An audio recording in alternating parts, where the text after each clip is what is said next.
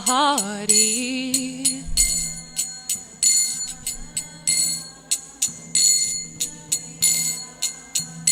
Jaya Radha Madhava Kunja Bihari.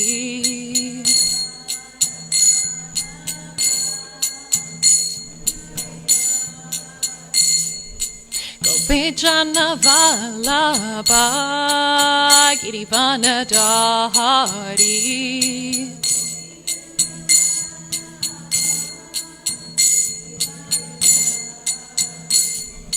Gopijana Vallabha Girivana Dhari.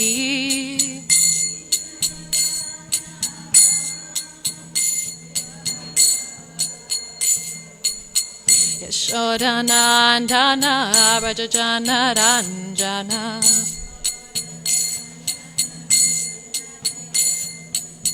Yashodanandana Brajajana Ranjana.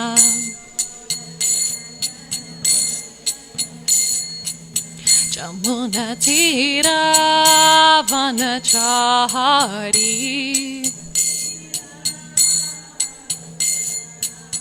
Jamuna Tira Vanachari.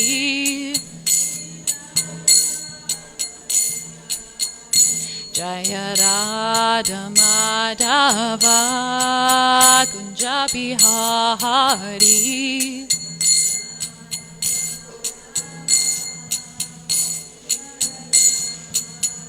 Jaya Radha Madhava Kunja Bihari.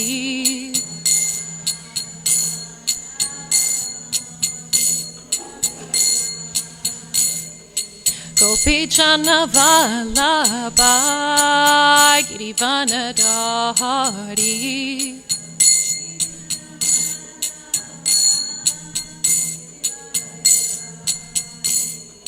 Gopijana Vallabha Girivana Dhari.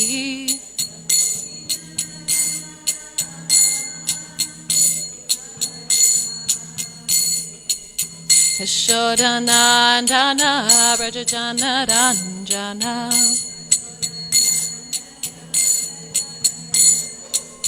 Yashodanandana Brajajana Ranjana.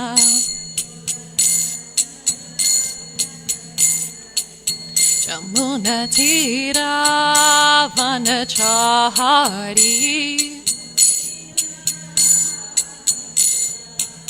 Jamuna Tira Vanachari.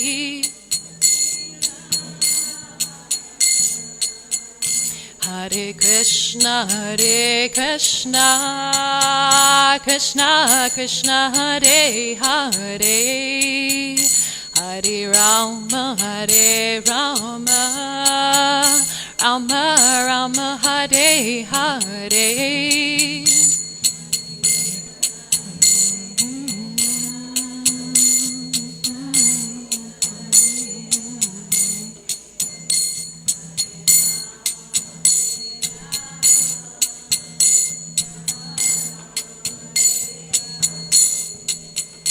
Hare Krishna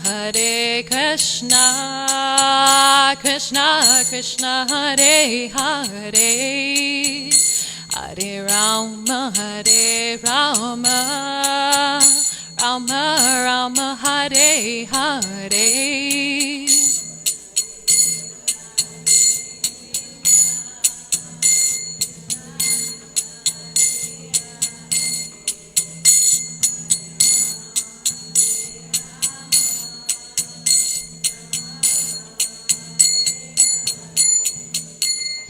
Hare Krishna Krishna Krishna Hare Hare. Hare Rama Rama Rama Hare Hare.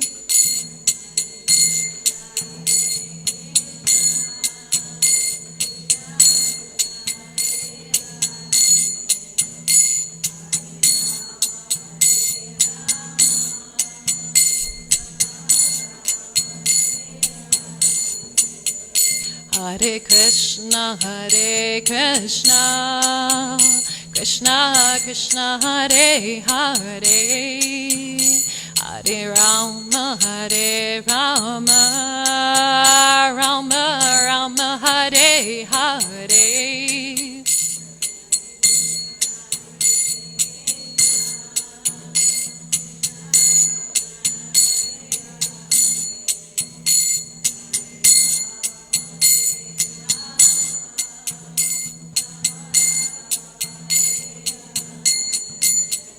Hare Krishna,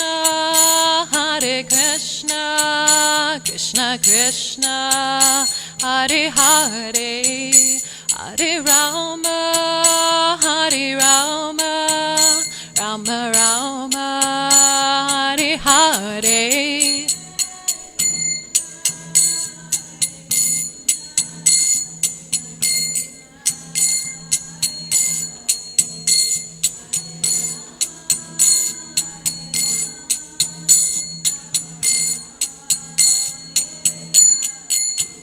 Hare Krishna, Krishna Krishna, Hare Hare, Hare Rama, Rama Rama, Hare Hare.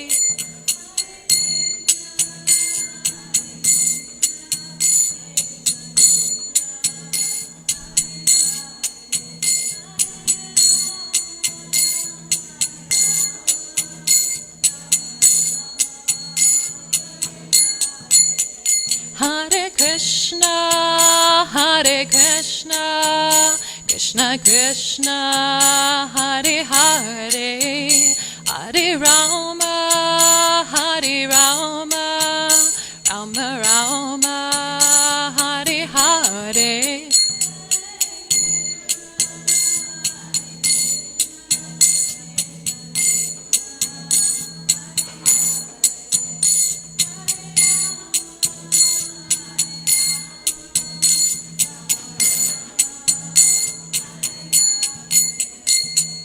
Hare Krishna, Krishna Krishna, Hare Hare, Hare Rama, Rama Rama, Hare Hare.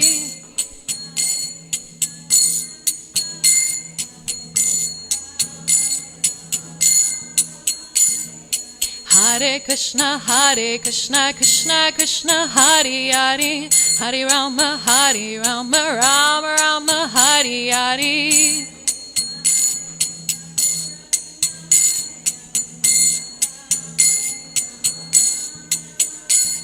Hare Krishna, Krishna Krishna, Hare Hare, Hare Ram, Ram Ram, Hare Hare.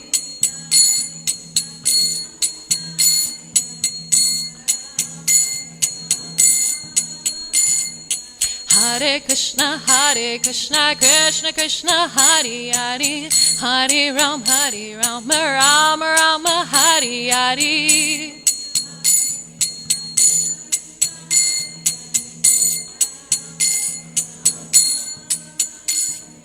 Hare Krishna, Krishna Krishna, Hare Hare, Hare Ram, Ram Ram, Hare Hare.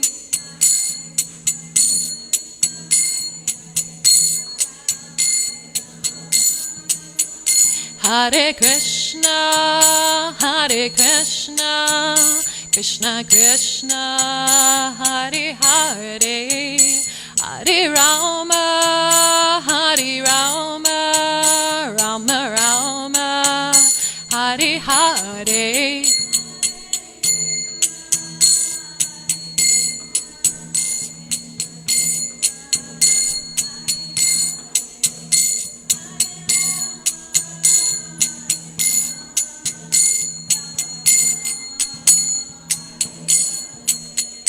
Jaya Prabhupada,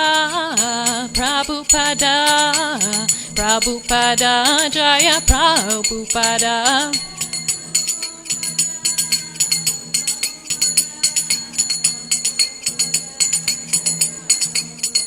Prabhupada,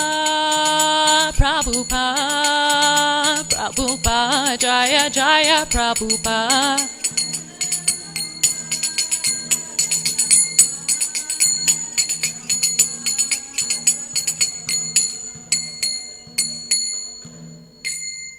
Jam Vishnupad Paramahamsa Pavirajikacharya Stota Sata Shishmad A.C. Bhaktivedanta Swami Srila Prabhupada Ki.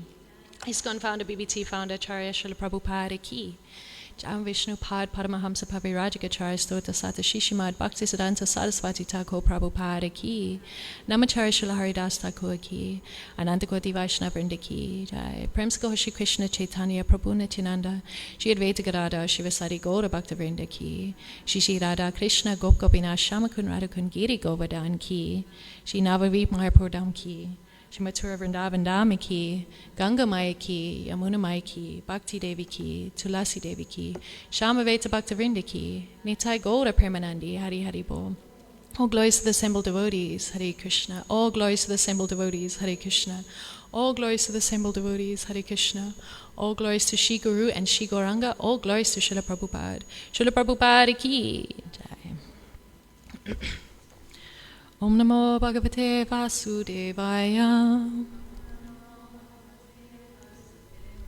Om Namo Bhagavate Vasudevaya. Om Namo Bhagavate Vasudevaya. Hare Krishna. So thank you for joining. So on Ekadasi we read and speak about Srila Prabhupada lilamrta. So that's what we're going to be doing. Om Jnanatimirandasya Jnananjana Shalakaya Chakshun Militam Yena Tasmai Shri Gurave Namah Shri Chaitanya Manobishtam Stapitam Yena Bhutale Swayamrupa Gadamaya Dadati Svambarandikam Vandeham Shri Guru Shri Yuta Parakamalam Shri Gurun Vaishnavamscha Shri Rupam Sagrajatam Sagana Raghunatham Vitam Tam Sajivam Sadvaitam Sabudutam Parijana Shihitam Krishna Chaitanya Devam Shri Radha Krishna Padansaha Gana Lalita Shri Vishakan Vitamscha Hey Krishna Karuna Sindhu Dina Banu Jagatpate Gopi Gopika Kantarada Kantanamastute Tapta Kanchana Gaurangi Radhe Vrindavaneshwari Vishabhanu Suti Devi Pranamami Hari Priye Vanchakalpadrubhisha Kripa Sindhubi Vachapatitanam Bhavanebhyo Vaishnavebhyo Namo Namaha Jai Shri Krishna Chaitanya Prabhu Nityananda Shri Advaita Gadada Shivasari Gaura Bhaktavrinda Hare Krishna, Krishna Krishna, Hare Hare, Hare Rama, Rama Rama, Hare Hare, Hare Krishna, Krishna Krishna, Hare Hare, Hare Rama, Rama Rama, Hare Hare, Hare Krishna, Krishna Krishna, Hare Hare, Hare Rama, Rama Rama, Hare Hare. So from the last, we are, if anyone wants to read along on like their phone, we are on volume 4 of Srila Prabhupada lilamrta, chapter 2, London, A Dream Fulfilled, page 43. But before, just a little recap of what happened in this chapter, what this chapter is about. So chapter 2, London, A Dream Fulfilled. So Srila Prabhupada and the devotees, they're now in London. It's London, September 11, 1969. And the devotees met Srila Prabhupada in the airport and of course had a grand reception for him. And they didn't even notice anything else. They were just so absorbed in seeing Srila Prabhupada and welcoming Prabhupada that they didn't even noticed all the reporters from the newspaper and all of that. They didn't even care about what the public thought of them, dancing and singing like madmen. So there was a lot of reporters coming, and they were asking Srila Prabhupada, what does he think of this reception? And he, Prabhupada says he's not very fond of these big receptions and big welcomings, but the devotees are so enthusiastic and they just love him so much that they wanted to do this for him. And he especially noted his Western disciples were always very enthusiastic to see him and enthusiastic in kirtan. So it's very, very sweet actually. And the reporter asks, what are you trying to teach? He's asking, the reporter's asking Prabhupada what he's trying to teach coming here to the West. And he said, I'm trying to teach what you have forgotten.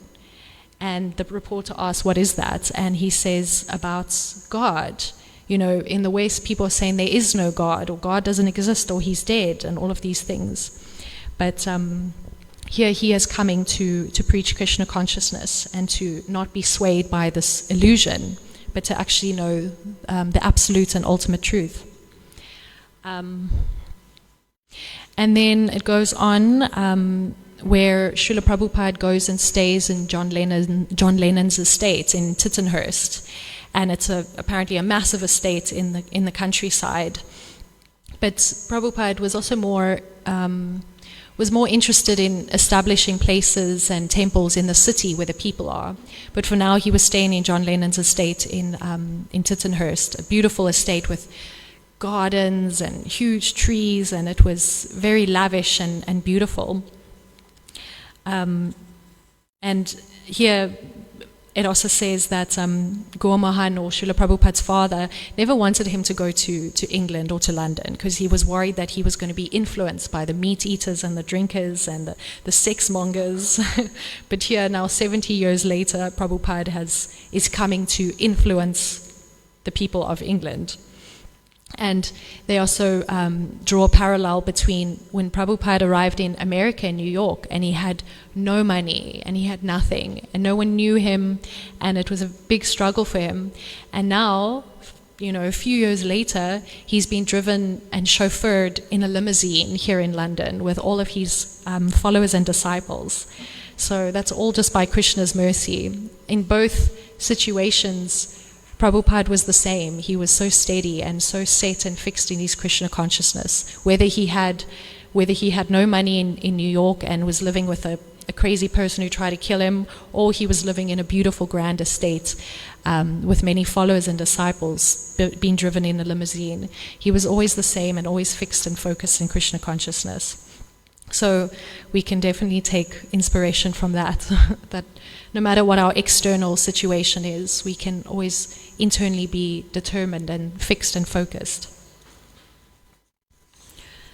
So then it goes on. I'm still just recapping, just by the way, because this was last Ekadasi. It was a while ago. He's in John Lennon's estate, and then John Lennon and Yoko Ono, they came to join Prabhupada for lunch, and Prabhupada was going on to talk about how the leaders, when, you know, from Bhagavad Gita, it says how when great men do something, the rest of the people will follow. So he was trying to get through to George and John and Yoko that they are the leaders. If whatever they do, normal, general people will follow them. So the whole point is, he says, thousands of young men follow you. They like you. So if you give them something actually nice, the face of the world will change. So here he's trying to encourage them, give them Krishna consciousness, and then the whole world will actually change. Because Prabhupada knew from their music that they wanted some sort of peace in society, and they wanted love and happiness in the world. And he said this is the only way, by spreading Krishna consciousness. So he's speaking to them, but George and Yoko, they also still kind of in their own world, not really interacting so much with Prabhupada and the devotees, and they not necessarily following a spiritual path that's, you know, set down by the Shastra, but they're kind of just following their own whimsical ideas. And that's what we obviously still see today. People are just picking and choosing from different spiritual paths and whatever works for them. But regardless, Prabhupada was there staying in their home, and he was speaking to them and knew that people would follow them. So if they took up to Krishna consciousness and they took it seriously, then everyone would. And here he's also even speaking about the importance of music, because of course they're all musicians. So this is Prabhupada. He can see what inclination or nature you have, and he can engage you in whatever inclination you do already have. So here he was trying to get through to them on a level that they knew, and that is music. And he quotes this really beautiful 3 verses from Srimad Bhagavatam. I'm not going to read the whole thing, but the English translation talks about, because of people's uncontrolled senses, they've become too addicted to materialistic life. And this means they are progressing slowly towards hell, and they're just chewing the chewed. But and their inclination towards Krishna is never aroused. So, and we see in the society that the blind is just leading the blind. And here it's continuing with this verse. And the last part of the verse, unless they smear upon their bodies the dust of the lotus feet of a Vaishnava, completely freed from material contamination, persons very much inclined toward materialistic life cannot be attached to the lotus feet of the Lord, who is glorified for his uncommon activities. Only by becoming Krishna conscious and taking shelter of the lotus feet of the Lord, in this way one can be freed from material contamination. So here Prabhupada is telling them that this materialistic way of life of just enjoyment it's not going to get you anywhere. It's actually going to drag you down to hell. And without a proper spiritual leader or spiritual mentor, you cannot become God realized. So here he's telling them indirectly and directly that, take to this process, follow a guru or a spiritual teacher. And then it continues on where Shyama Sundar is now telling Prabhupada how their record has sold 50,000 copies. So of course they made a record with George, and it has sold so many copies, and Prabhupada was very, very happy about this. So we will start with where we're beginning, page 43. A devotee could go many places and accomplish many things, Prabhupada said, but unless he was free of material motives, he would not be able to implant the seed of bhakti into the hearts of others. Shri Radharanath ki, Shri Giri Govardhan ki, Shri Gaura Hari ki, Srila Prabhupada ki.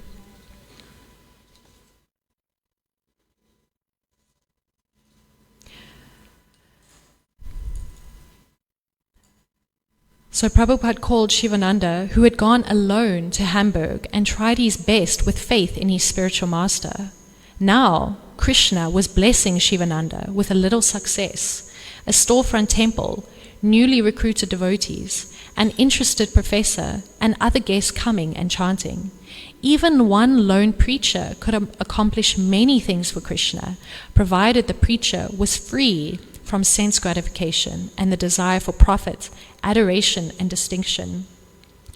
So that's quite a strong verse, that only unless we are free from the desire we're free from selfish desires for sense gratification, desire for our own adoration, our own distinction. We want to be unique, we want to be loved, we want to be worshipped. Unless we give that up, unless that is completely free within our heart, we cannot be successful preachers. So Srila Prabhupada is now, he is glorifying this disciple of his, Shivananda, who has opened a storefront temple, he's recruited devotees, and he could have only done that because he was free from sense gratification and the desire for profit and adoration.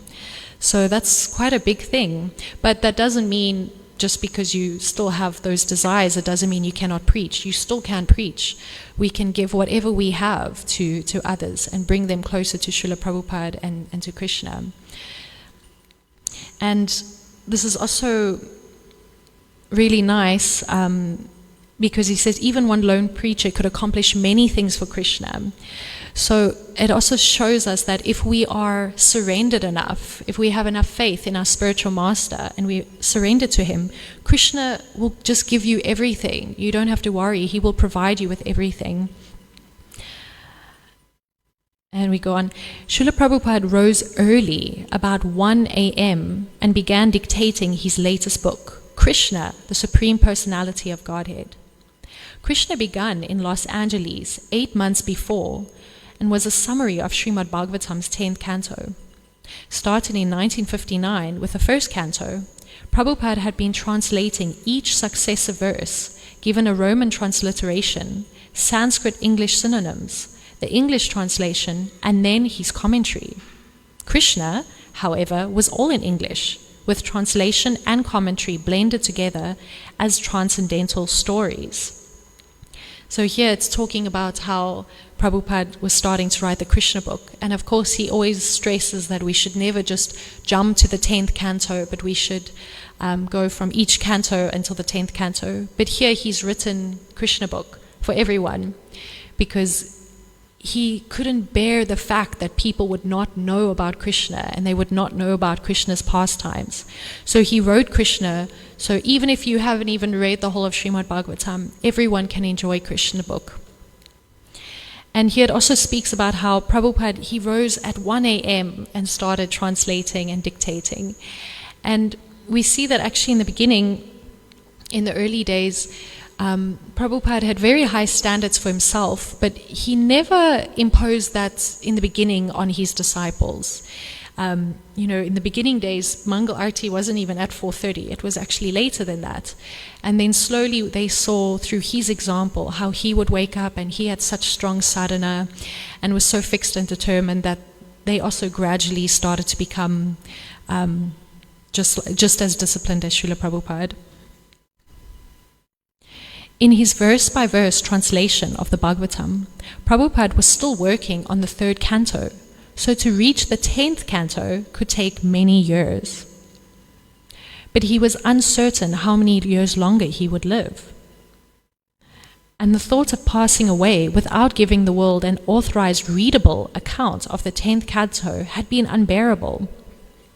Being the account of Lord Krishna's earthly pastimes, the 10th canto was the climax of Srimad Bhagavatam and the richest nectar of the transcendental literature. Now Prabhupada had enough manuscripts pages to print a first volume, complete with the many color illustrations he had commissioned his artist to paint.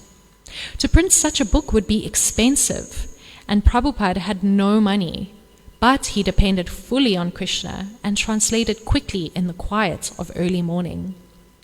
So there's that story of how he didn't have enough money to print Krishna book, so he wanted to ask George Harrison. But Shama Sundar, who was becoming quite a close friend of George Harrison, was a bit hesitant because Prabhupada had asked him to ask George, because he'd already donated so much money and he didn't want him to feel that they were just using him. So he went to go and ask George Harrison for the money, and George's face was just not happy about this. He was getting quite angry, and then all of a sudden the electricity just went out, and just like thunder and lightning and then the power came back on, and then George kind of just laughed and smiled, and he was like, I guess that means I should do it. So George Harrison, he played a really big part in this movement, and he actually did so much. At 4:30, Prabhupada's secretary, Purushottama, entered, followed by Yamuna Dasi. Purushottama offered arti to Prabhupada's small Radha Krishna deities, while Yamuna watched, eager to learn. Prabhupada sang prayers, accompanying himself on the harmonium. During Prabhupada's Mangal Arti ceremony, the other dozen or so disciples assembled for their own Mangal Arti at the temple. As they walked down the damp pathway to the temple, they felt the cold air and heard the bell and Prabhupada singing. They could see through the pre-dawn mist the light coming from Prabhupada's window on the 2nd floor, and the building looked like a lantern in the dark. The sound of the harmonium drifted mystically through the trees. Later that morning, some of the devotees brought Prabhupada several news articles about his London arrival. The Daily Sketch with its headline, "Enter His Divine Grace, Abhay Charan Bhaktivedanta Swami," carried a foot-high photo of Prabhupada playing kartals. The Sun story, "Happiness is Hare Krishna," appeared with a photo of Prabhupada and the devotees. And the Daily Mirror showed Saraswati and one of the adult devotees. So here, in those days, there were so many wonderful news articles about Srila Prabhupada. And it just was making me think, like, what are we doing to get on, like, the news. We should also do something so great and so bold that we also have really big like newspaper titles. And this title is really nice. The Sun Story, Happiness is Hare Krishna. And Srila Prabhupada, he always spoke about how he turned hippies into happies. So that was the whole point of this movement. So we can actually be happy, truly happy. And he wanted to show the world that. So Prabhupada always showed off his disciples. He was like, look how happy they are. They're so happy. And you can also be happy.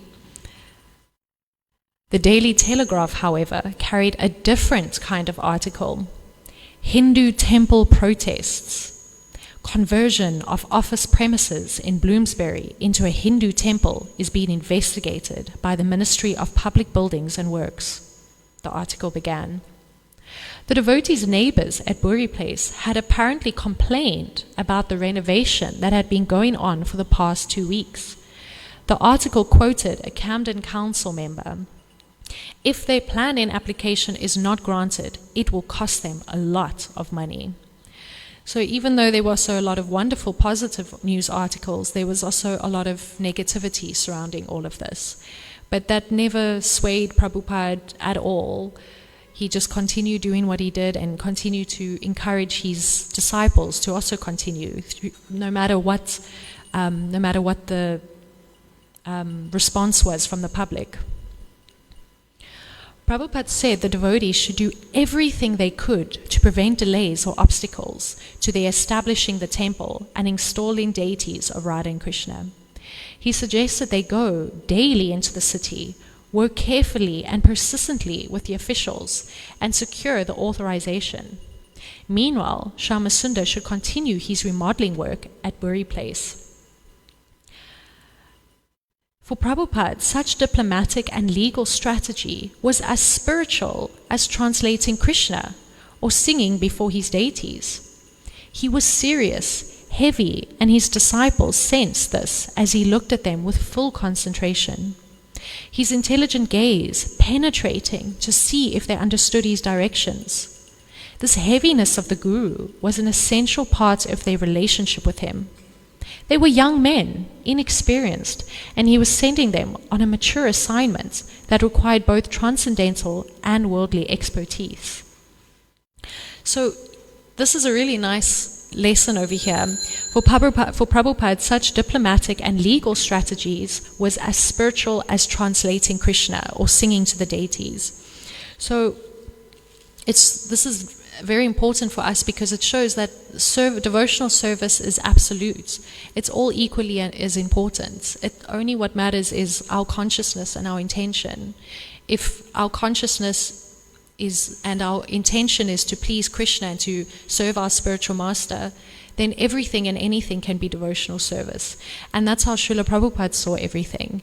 He saw being, construction and legal work and all of that on the exact same level as translating Krishna book and singing for the deities. It was equal to him. So we should really take that lesson and never think that one service is better than another, or I like this service better than this one. Service is service. It's us directly becoming in contact and associating with Krishna and pleasing our spiritual master. So it's on the absolute platform. Serving as Prabhupada's menial messengers and workers, his disciples imbibed his gravity, and they too became heavy. They became dedicated servants of their Guru. To bungle an important order because of naivety or carelessness would be a spiritual disqualification. Prabhupada had often told them, a Vaishnava is not a retired person who only sleeps and eats and chants Hare Krishna. Rather, a Vaishnava fights for Krishna, as did Arjuna and Hanuman. And as the devotee tries his best, working in full surrender, Krishna supports and protects him. So here it talks about how Srila Prabhupada's disciples, they imbibed his mood and his gravity. And we can see that as well with our own spiritual masters. They also have a certain mood. And as disciples, we should also try to imbibe that mood as well. What is important for the spiritual master should also be important for us. And he also speaks about how a devotee is not someone who just renounces the world, retires, and just goes to Radha Kund and just chants Hare Krishna all day. No, it's a movement. It's the Hare Krishna movement. It means action. It means we must do something. We're not bhajan anandis. We're not just focused on our own bhajan. We're supposed to be gosti anandis. We're supposed to go out there and preach Krishna consciousness. And Prabhupada knew that we wouldn't be able to just sit down all day and chant Hare Krishna. So he gave us and engaged us in so many activities and services so we can go out there and preach and spread this movement. And it also shows that when someone is working in full surrender, Krishna supports and protects him. And we know that when we just take one step towards Krishna, he takes 10 steps towards us. So just having that faith and surrender that I will just try my best and the rest is up to Krishna. Dawn arrived and time for Prabhupada's morning walk. The cold September night shrouded the morning in heavy fog. Some of the low-lying grounds were waterlogged this time of year, and even in the higher plots, the long grass would remain wet until mid-morning. This climate, Prabhupada admitted, is not at all suitable for me. But having heard of the beauty of the grounds, he insisted on taking his usual morning walk. So here we see that Prabhupada, he didn't like this kind of weather. He didn't like staying there. It was, he's older, he's not used to this kind of climate, but he always he didn't put his personal comfort first. He put his personal comfort last. Preaching was the most important thing for him. And, can we always say that about ourselves? If something is a bit inconvenient for us, we think, oh, I'm not going to do it. But Prabhupada, that was never, ever a consideration for him. And here we also see that Prabhupada, he always still would see the beauty in things. He was going on his morning walks and he would appreciate the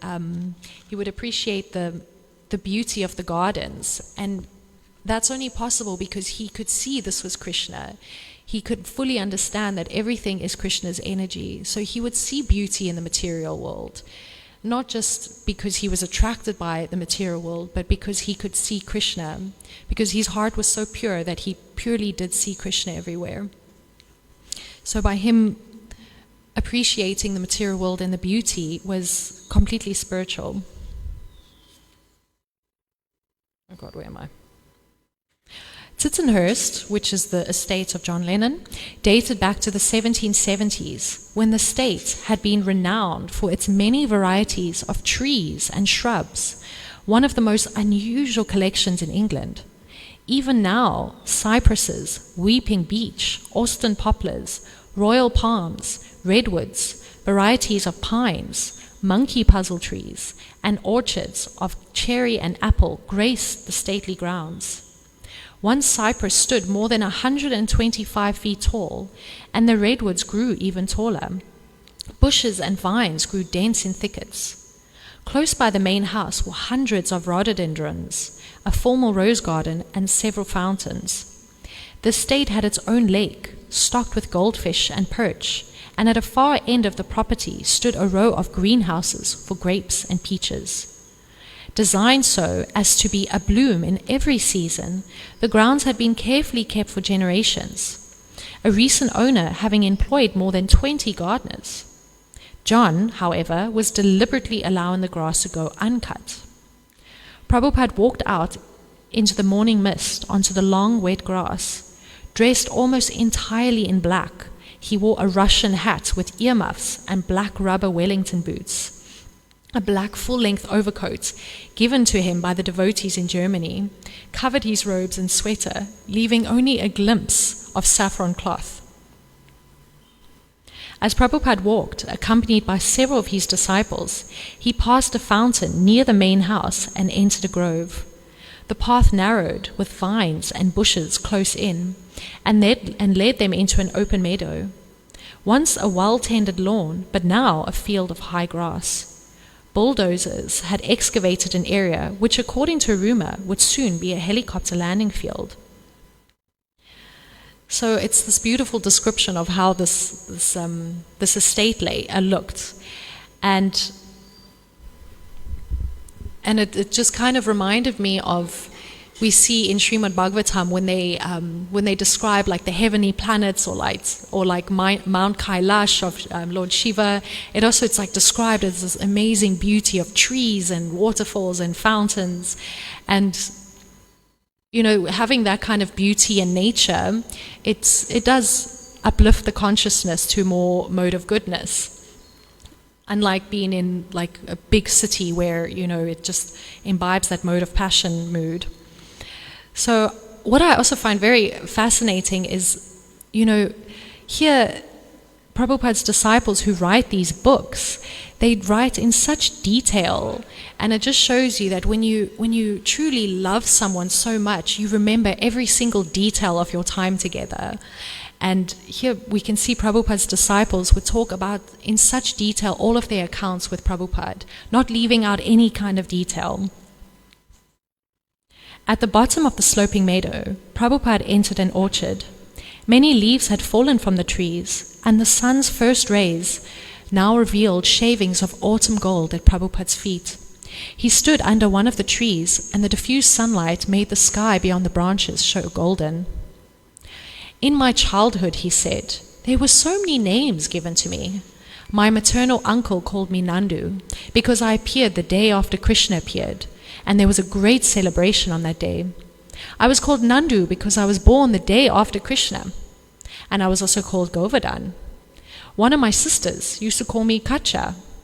I've been called so many names. As children, we are all very beautiful. There are always so many names given to them. But all these names, they are all dead and gone. He turned and began to walk again, saying nothing more on the subject. So it's quite here he's walking and talking about this light-hearted topic, and then he goes on saying, but all of these names are all dead and gone. And here Prabhupada is referring to ourselves. We have so many designations, so many identities. We carry so much of this, but it's all just the false ego. The false ego, we are attached and we identify with our qualities, with our activities, with our past, and with our environments. But none of these are actually permanent. These are all temporary designations.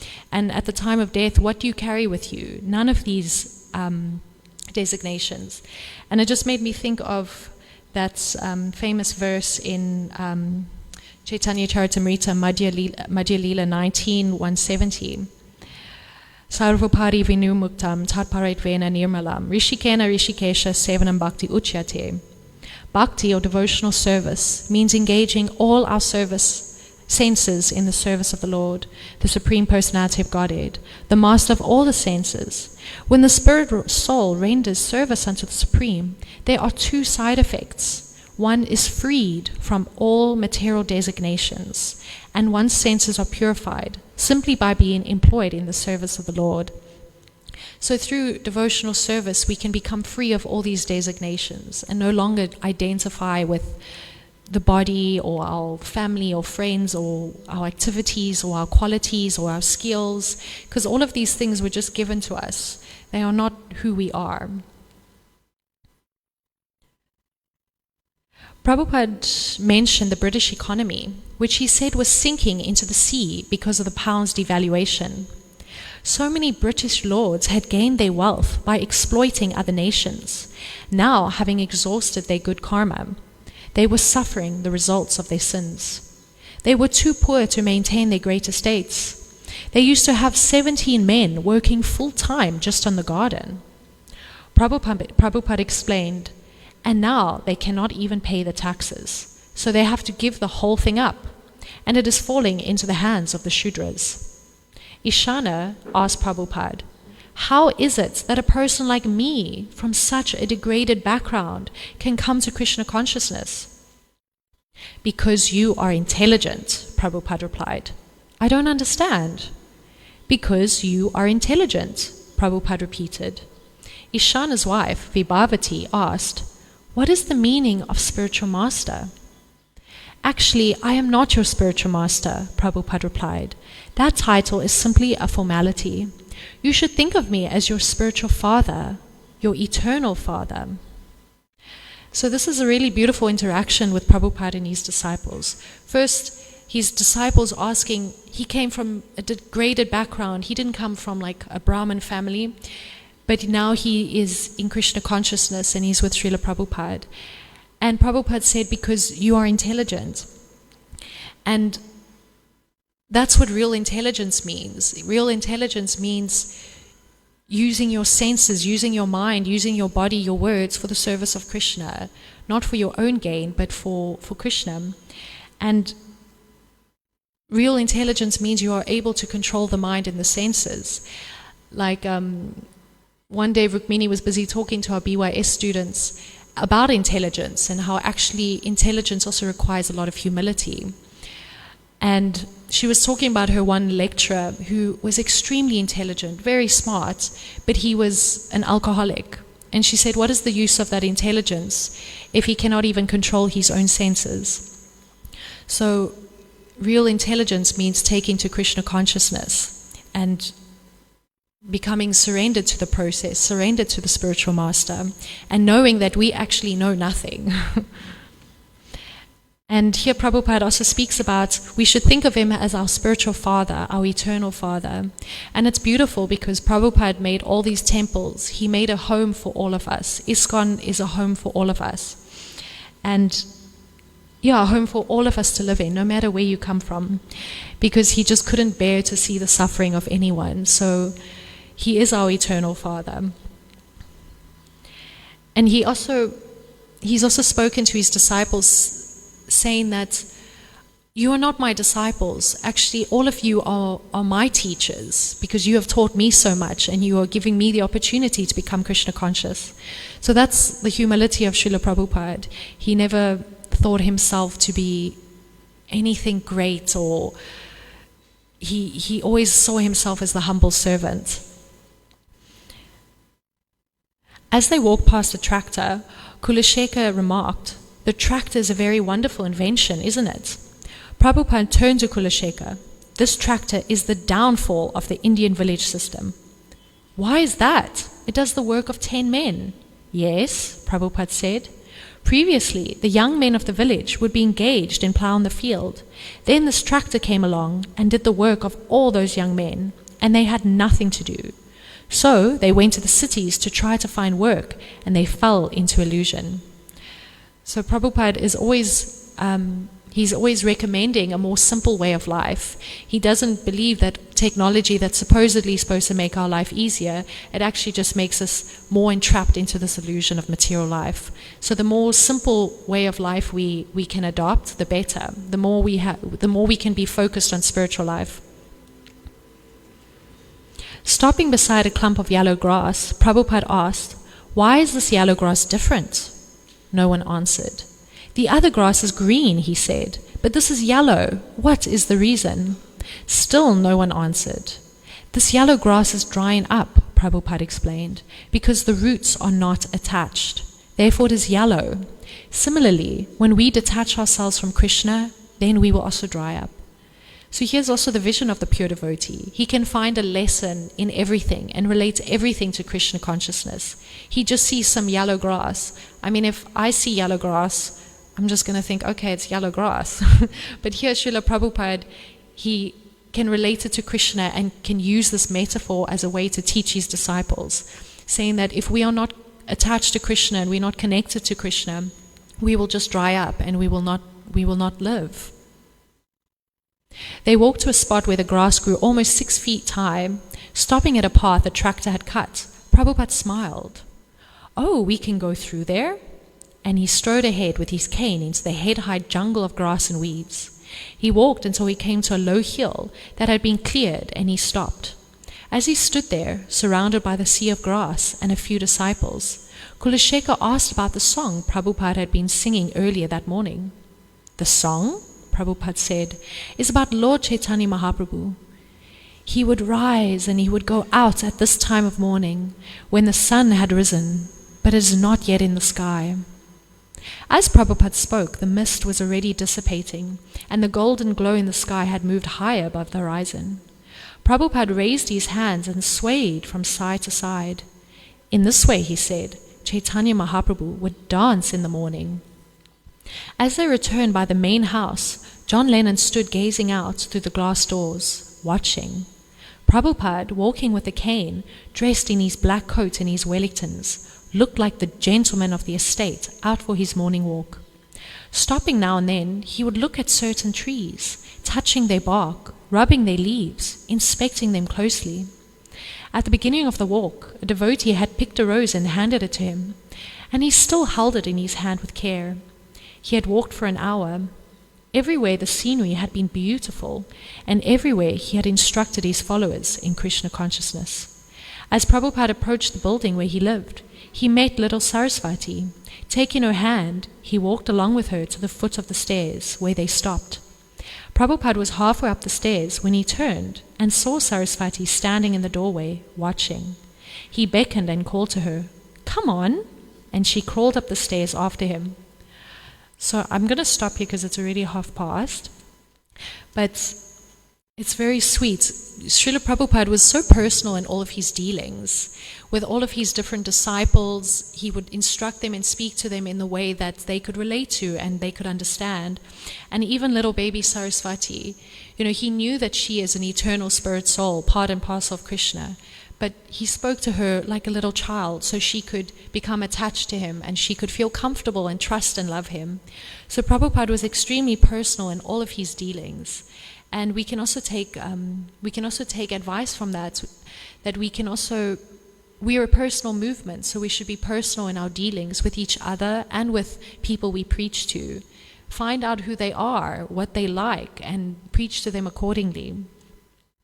So does anyone would like to add anything about Srila Prabhupada or share any thoughts? Padma. Do you miss dressing Srila Prabhupada?